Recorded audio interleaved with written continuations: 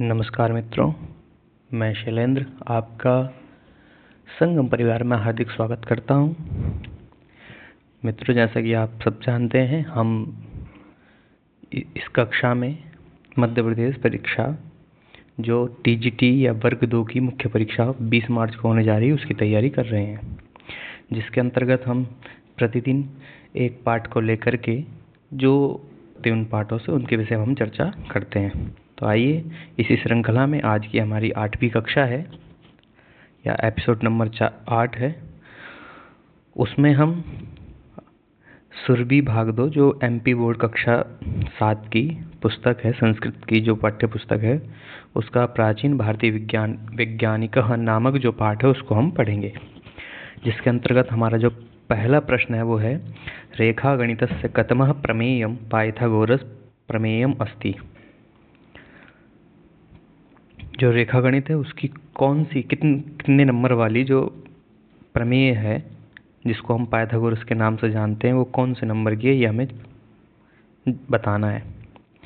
तो दोस्तों, मेरा फिर वही कहना है कि हम पहले मूल पुस्तक को पढ़ें। जब वहाँ को उस पुस्तक को पढ़ के आएंगे तो ये प्रश्न करना हमको और आसान होगा और समझ में आएगा कि प्रश्न कहाँ कहाँ से बन सकता है।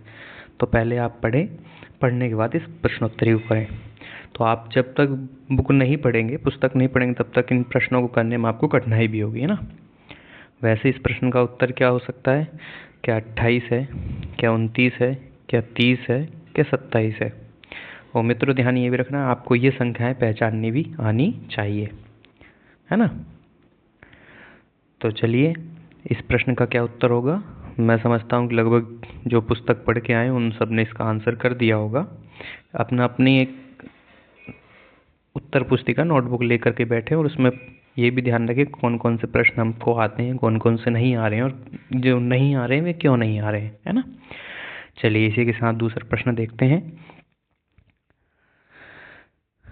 प्राचीन भारतीय वैज्ञानिकः, इस पाठ का ये जो दूसरा प्रश्न है। जानीत पदे का धातु क लकारः अस्ति।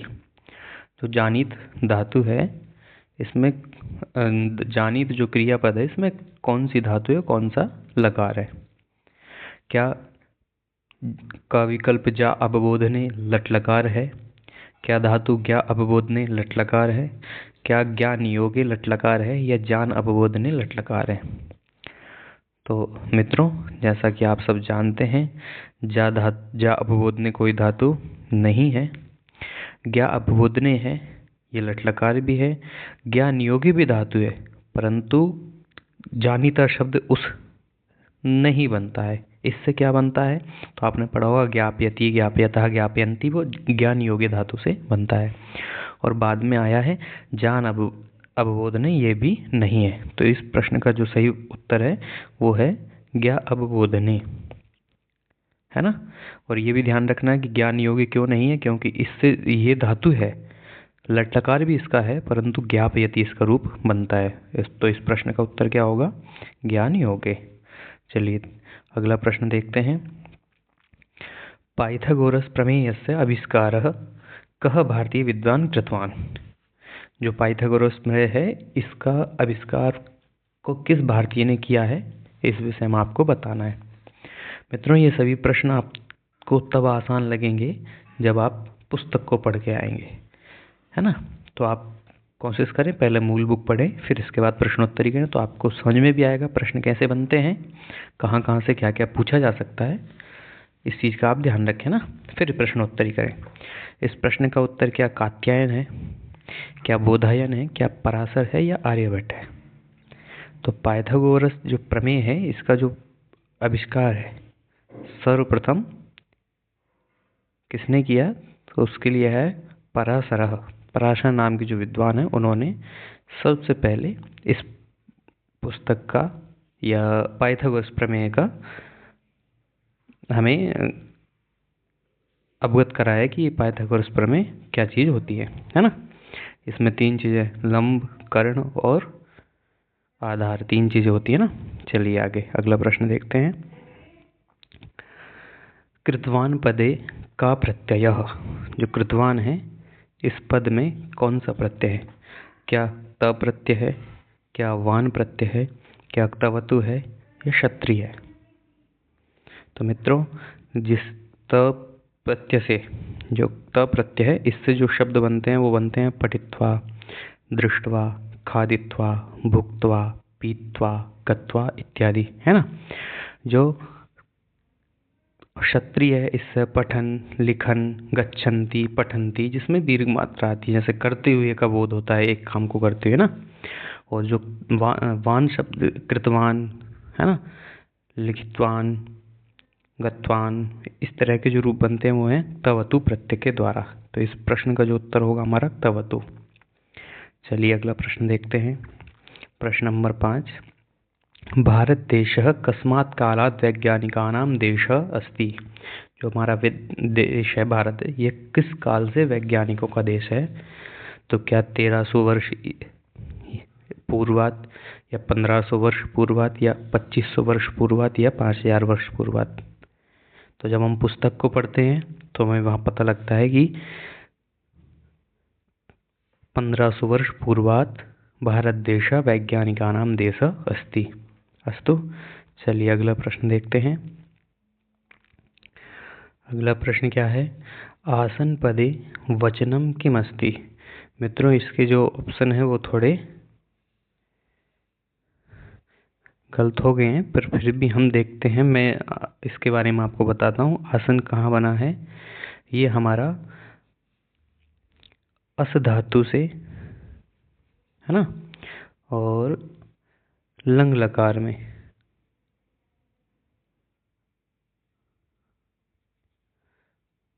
प्रथम पुरुष बहुवचन में रूप बना है। आसीत, आस्ताम, आसन, है ना। तो इस प्रश्न का जो आंसर होगा वो ये वाला, अस धातु, लंग लकार, प्रथम पुरुष बहुवचन, आसीत, आस्ताम, आसन। ठीक है, चलिए अगला प्रश्न देखते हैं। विक्षायुर्वेद ग्रंथस्य कर्ता का। अब आप पुस्तक पढ़ेंगे तो आपको पता लगेगा, और वहाँ पर लिखा है महर्षि पराशर।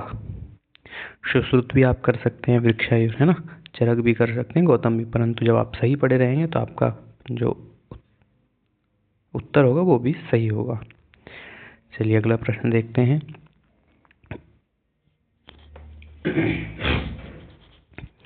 वृक्षायुर्वेदः ग्रंथे कस्य वर्णनम् अस्ति। क्या जीव विज्ञानस्य अस्ति, वनस्पति विज्ञानस्य अस्ति, भौतिक विज्ञानस्य, रसायन विज्ञान? वैसे तो इसके नाम में ही लिखा है वृक्ष, अर्थात वृक्ष इत्यादि से, वनस्पतियों से संबंधित है। तो इस प्रश्न का जो उत्तर है हमारा वनस्पति विज्ञान। तो जो वृक्षायुर्वेद है, जिसके कर्ता पराशर हैं, वो वनस्पति विज्ञान से वनस्पतियों के वर्गीकरण के विषय में हमको बताता है। चलिए अगला प्रश्न देखते हैं। प्रश्न संख्या 9। सुलभ सूत्रम कह रचितवान। जो सुलभ सूत्रम जिनको हम पढ़ते हैं वो किसने लिखे हैं? क्या कात्यायन ने लिखे हैं, क्या बोधायन ने लिखे हैं, क्या पराशर ने लिखे हैं, क्या आर्यभट्ट ने लिखे हैं? तो मित्रों, वहाँ पर पंक्ति आई है कि जो सुलभ सूत्र हैं उनमें कुछ जो भी वर्णन किया गया है वो बोधायन के माध्यम से किया है, पुस्तक में ऐसा दिया गया है। तो बोधायन इस प्रश्न के उत्तर होगा, तो विकल्प संख्या ख। चलिए अगला प्रश्न देखते हैं। विद्युत कथम उत्पन्ना भवति। ये विद्युत कैसे उत्पन्न होती है? तो क्या ताम्रपत्र जतुपत्र के माध्यम से, क्या कृष्ण अंगार चूर्ण के माध्यम से, या पारद के नाम से, पारद से, या उपर्युक्तम सर्वम? तो आप जब पुस्तक को पढ़ेंगे तो उसमें एक पंक्ति आई, ताम्रपत्र जतुपत्र कृष्णांगार चूर्ण पारद सर्वेण संयोगेन, सबके संयोग से विद्युत उत्पन्ना भवति, विद्युत उत्पन्न होती है। तो इस प्रश्न का उत्तर होगा ये, यानी ताम्रपत्र जतुपत्र से भी होती है, कृष्णांगार चूर्ण से भी होती है, और पारद, इन सबके संयोग से हमारा विद्युत उत्पन्न होती है। चलिए, तो इस प्रश्न का जो विकल्प होगा वो है हमारा घ विकल्प सही। अगला प्रश्न देखते हैं। विद्युत कथम उत्पन्ना भवति इति केन लिखितम। जो विद्युत है वो कैसे उत्पन्न होती है, किसने बताया है? तो मित्रों यह बताया है विद्युत कथम उत्पन्ना भवति इति क्या आर्यभट्ट ने बताया है। आर्यभट्ट ने मित्रों काम किया है खगोल शास्त्र के विषय में, पृथ्वी के विषय में, ग्रहों के विषय में, नक्षत्रों इत्यादि। भास्कराचार्य हैं, इन्होंने भी गणित के विषय में बहुत सारी प्रमेय, बहुत सारी जो पद्धतियां हैं मैथ की, उनके विषय में, गणित के विषय में हमको बताया है, बहुत सारे कैलकुलेशनों को बताया है। ऐसे ही अगस्त हैं, अगस्त ऋषि ने हमको क्या बताया है विद्युत के विषय में, कि विद्युत कैसे उत्पन्न होती है। तो वे अपने ग्रंथ में विद्युत कैसे उत्पन्न होती है उसके विषय में बताते हैं, है ना। चलिए, बोधायन के विषय में हम पढ़ के आए कि उन्होंने सुलभ सूत्र की रचना की है। और भास्कराचार्य से गणित के विषय में एक पुस्तक और पूछी जाती है, इनका जो ग्रंथ है लीलावती, लीलावती के विषय में प्रश्न आता है कि लीलावती कस्य रचना अस्ति, तो उसका आंसर है भास्कराचार्य। चलिए अगला प्रश्न देखते हैं। शल्य चिकित्सायाः प्रवर्तकः कः अस्ति। अब ये देखिए, ये चिकित्सा संबंधित, चरक भी चिकित्सा संबंधित, सुश्रुत भी हैं, पाराशर ये वृक्षायुर्वेद के ग्रंथ हैं, यानी ये भी कहीं ना कहीं चिकित्सा से जुड़े हुए हैं। और फिर हैं अगस्त, ये भी साइंस से जुड़े हुए हैं, पर इनका साइंस अलग है, इनका विज्ञान अलग है। तो इस प्रश्न का क्या उत्तर हो सकता है, तो इस प्रश्न का उत्तर है हमारा सुश्रुत। इन्होंने शल्य चिकित्सा के विषय में बताया गया है, जिसमें बहुत सारी क्रियाओं के बारे में बताया है। आप पुस्तक को पढ़ेंगे तो और आपको ज्ञान हो जाएगा। वहाँ की इस प्रश्नोत्तरी के माध्यम से हम आपको जितने और प्रश्न बन सकते हैं सभी प्रश्नों को धीरे धीरे करके आपके समक्ष लेकर आएंगे, है ना। आप सभी बस इतना काम करते रहें कि इस प्रश्नोत्तरी को देखें, उससे पूर्व मूल पुस्तक पढ़ें, और देखने के बाद इस वीडियो को अपने दोस्तों तक पहुंचाएं, और वीडियो अच्छा लगे तो इसको लाइक भी करें, है ना। चैनल को सब्सक्राइब करें, जिससे आपको समय समय पर सारी जितनी भी वीडियो, जितनी भी कंटेंट आपको मिले वो समय पर उपलब्ध हो सके। चलिए इसी के साथ अगला प्रश्न देखते हैं। आर्यभट्टेन स्वकार्यं कुत्र कृतम्। अब क्या है कि आर्यभट्ट ने अनेकों क्षेत्रों में काम किया है, भिन्न भिन्न विषयों पर अध्ययन किया है, और उसके बारे में और भी हम सबको बताया है। आर्यभट्टीयम पुस्तक में ऐसा हमको वर्णन भी मिलता है जो इनके द्वारा लिखी गई। तो एक प्रश्न तो यही बन जाएगा यहाँ से कि आर्यभट्ट ने कौन सी पुस्तक लिखी है, तो आर्यभट्टीयम, है ना।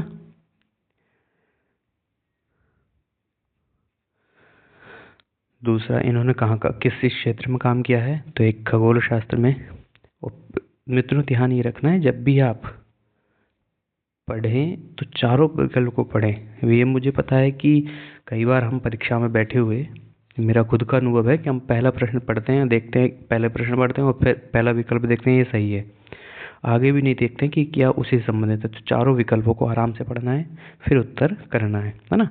क्योंकि कई बार क्या होता है, कई मित्र हमारे ऐसे होते हैं जो पहला विकल्प ही टिक करके आ जाते हैं और सोचते हैं कि हाँ हो गया, पर बाद में जब आंसर की आती है या एग्जाम हॉल से बाहर निकलते हैं फिर पता लगता है कि अच्छा ये तो इसके तो ऑप्शन दूसरा था।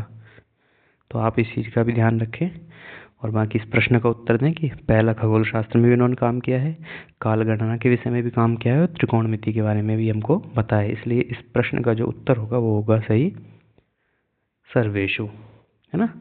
चलिए अगला प्रश्न देखते हैं।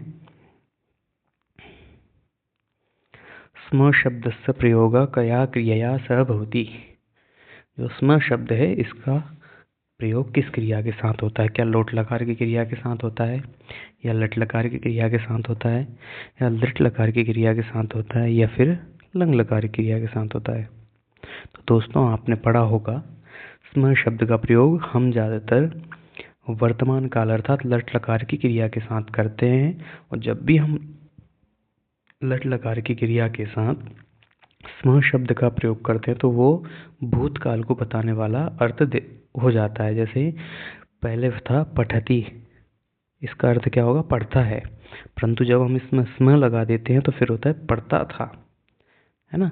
आपने बहुत सी जगह जब कहानियाँ पढ़ी होंगी उसमें भी आता था एक गांव में एक वृद्ध रहता था, तो वसती